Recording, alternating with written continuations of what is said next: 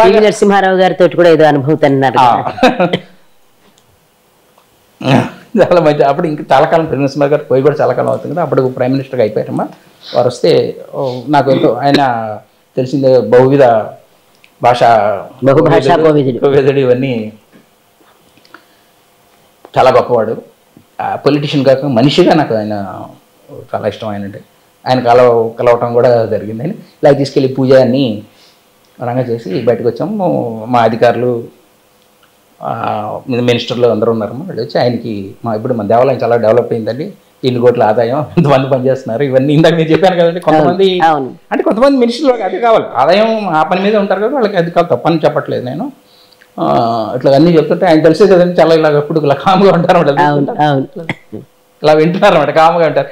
ఆయన పేరు సుపార్ రుస్తుం అంటారు అనమాట. చాలా సైలెంట్గా ఉంటారు, మాత్రం చాలా గొప్పడు. అంతా అయిన తర్వాత మీ దేవాలయానికి వేద పాఠశాల ఉందా అని అడిగాడండి. Perfect question.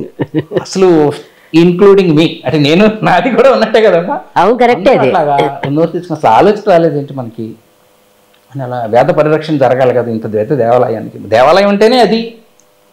ఇవి ఎవరన్నా వచ్చినప్పుడు చేస్తుంటారు, ముఖ్యం అది కూడా చూసుకోవాలి కదా. ఈ పెద్ద పాలరాతితో కట్టించడం, ఫ్యాన్లు పెట్టించడం, ఇవన్నీ ఎవరైనా చేస్తారు. అలాంటిదే అసలు అందరూ స్టన్ అయిపోయాం. అసలు నోరు తెచ్చి చూస్తున్నాం. వాళ్ళు దండ పెట్టి ఆయన చెప్పకుండా చెప్పినట్టు అమ్మా, అంతే.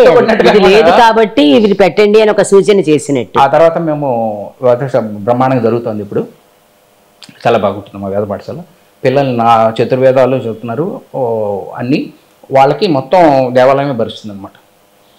తర్వాత వాళ్ళ పేరుతో ఫిక్స్డ్ డిపాజిట్లు వేయటం, ఆ తర్వాత కూడా వాళ్ళు ఏమి ఇబ్బంది పడకుండా దానిలో కూడా చిన్న చిన్న మార్పులన్నీ కూడా తీసుకొస్తున్నారు. అట్లాగా మళ్ళీ వాళ్ళకి ఉద్యోగాలు కూడా గ్యారంటీ వచ్చేటట్టుగా అనమాట. అంటే వేద పరిరక్షణ జరగాలి అని చెప్పి. పోలండి, ఆయన ధర్మం అని చెప్పి అదొకటి మీకు జరిగింది. మంచి ఎవరైనా ఒకళ్ళ వల్ల మంచి జరిగితే అది అందరికీ ఉపయోగకరమే.